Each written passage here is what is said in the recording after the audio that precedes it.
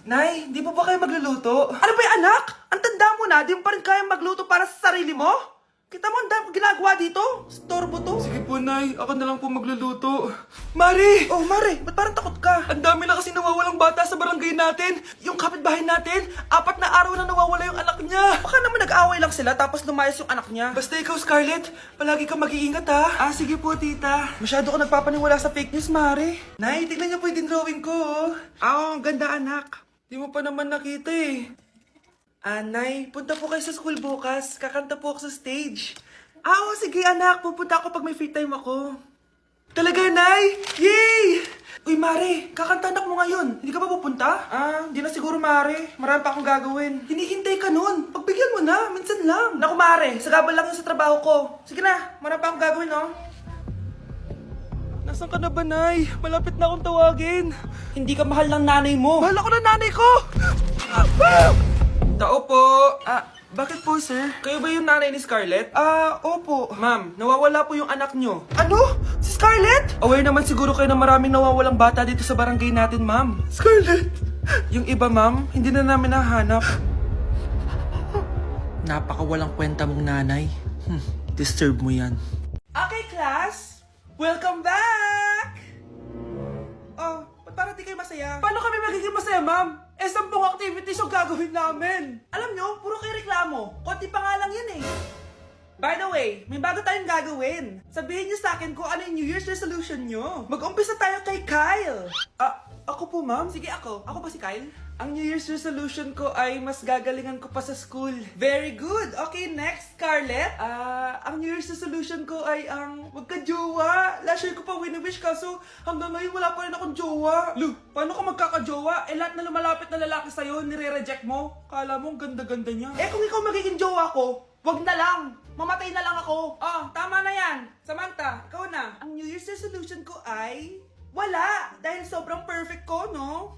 Feeling naman neto. Ako kaya yung pinakamabait at pinakamaganda dito, no? Ang pinakamasamang ugali. Anong sabi mo? Totoo naman eh. Dapat ang New Year's resolution mo, ang maligo ka. Puro ka make-up, ang asim-asim mo naman. Ganon?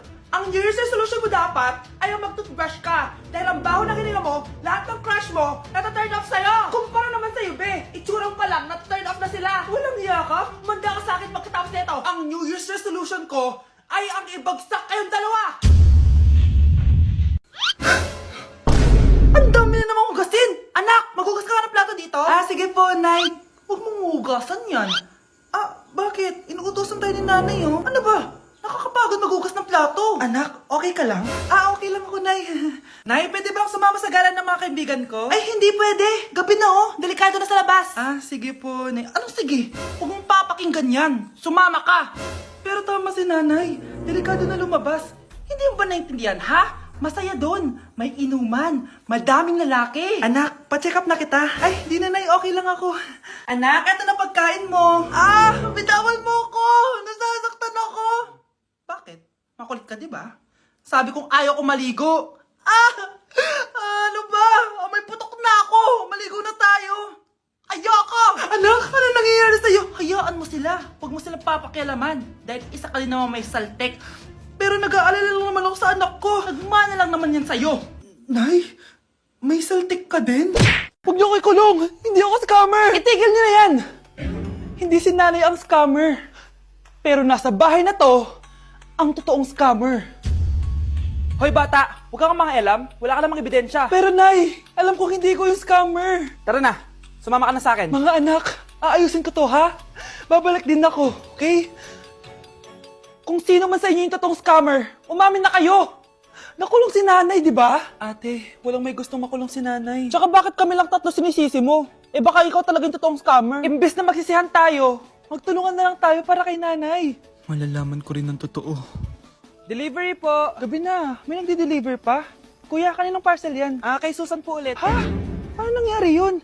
Nasa kulungan na si nanay. Aba ma'am, hindi ko po alam. Taga-deliver lang po ako eh. Sige na po. Oh, nasa gitna yung kalaban ha? Hoy, ayusin mo na itong mga damit mo. Ilagay mo muna dyan sa kama. Ayun na! Paano naman ito laman ng parcel na to? Nakakainis, talo na naman. Ano ba ito? Ba't nandito to? Ito ba yung galing sa scam?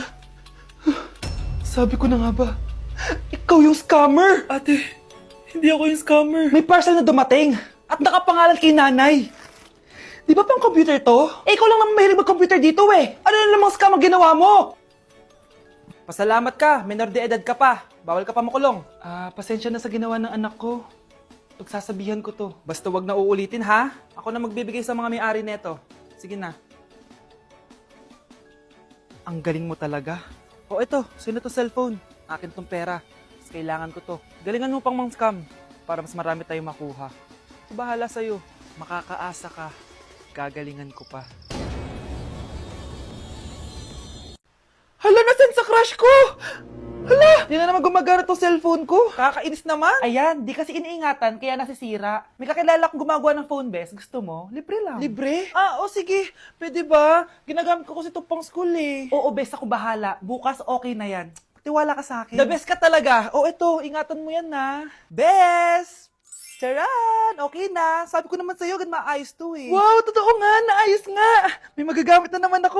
Bes, kain ka muna. Ay, wag na Bes. May gagawin pa ako sa bahay eh. Kita na lang tayo bukas ha. Sige Bes. Thank you ulit ha. Ikaw lang talaga mapagkakatiwalaan ko. Yes, makakanood na ako ulit ng mga K-drama. Sino yung mabahong yun? Ay, ako pala. Ligo na nga ako. It's time. Selfie muna bago ligo. Ganda ko talaga. Ligo na nga ako. My favorite song. Ayoko umasahan. Woo!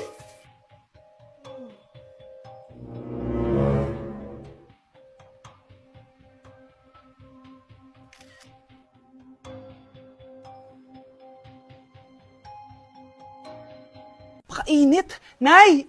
Anong ginagawa mo dyan? Pinapainit ko lang to lutuan natin. Uso kasi to anak. Uso, Nay? Bakit di na lang doon sa kusina? Sa sobrang init ng Pilipinas ngayon, ayan, pwede ka na magluto. Di ba? Tipid sa gas. Grabe! Ang talino mo, Nay. Makakatipid na ako neto. Anak, check mo nga dyan yung sinain ko. Okay na po to, Nay. Ano ba naman tong batang to? Tanghali na nakahilata pa din. Kala mo siya nagbabayad ng kuryente. A few moments later. Napakainit! Sinagpatay na electric fan! Ang init na nga sa Pilipinas, tapos mapatid pa electric fan eh. Tay, ano yan? Ice coffee? Mainit na kape to, anak. Mainit na kape? Ang init na nga sa Pilipinas eh. Ang perfect nga nito, anak eh, kasi mainit tapos mainit, di ba? Negative times negative equals positive. Perfect nga, Tay. Enjoy. Hala! Late na ako! Ano to? Sinuspindi na ang face-to-face classes sa ilang paaralan sa bansa dahil sa sobrang init. Yes, makakatulog pa ako ulit. Ay, sa wakas, makakaligo na rin ako.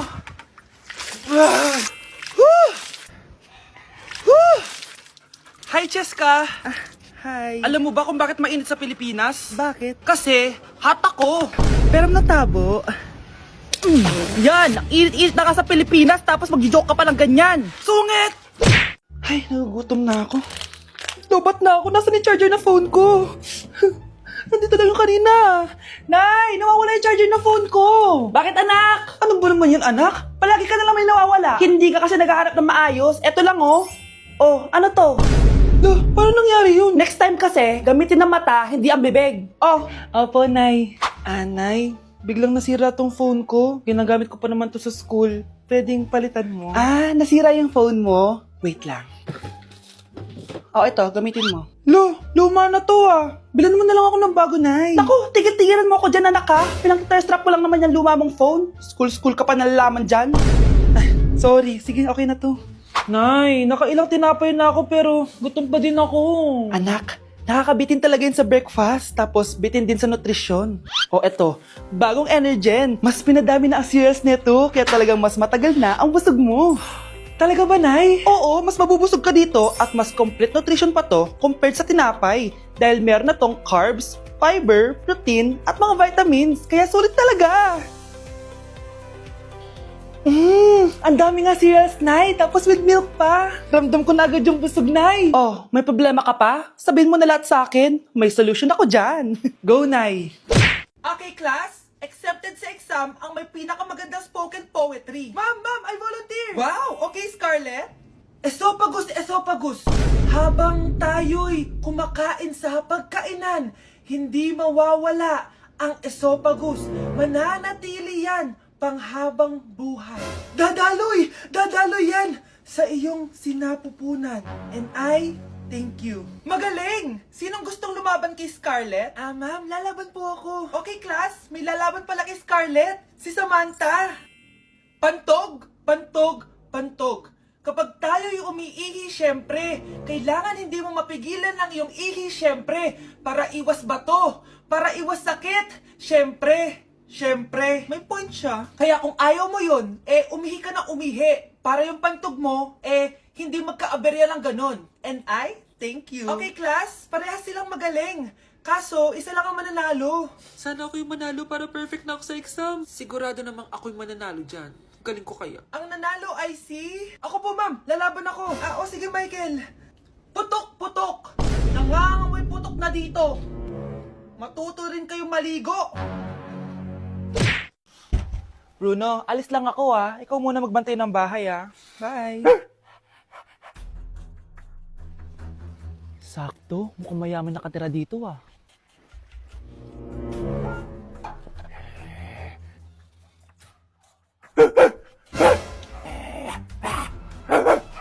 Ano ba naman tong asong to? Doon na! Sinipa mo ko? Manda ka sa akin. Mamaya ka sa aking aso ka. Oh, ano ka ngayon? Deserve. Oh, bilhin mo na tong gamot. Ha? Para saan? Para di kumalat yung virus din sa katawan mo. Kung hindi... Magkano pa yan? Mura lang. 1,000. Ang mahal naman! Di bahala ka sa buhay mo. Ito. Thank you.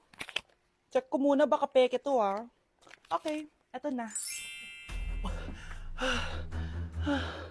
Humanda ka sa aking aso ka! Halika ditong aso ka! Ikaw naman kakagatin ko! Ayan! Huliin niyo yung magnanakaw na yan! Sumama ka sa akin sa presinto!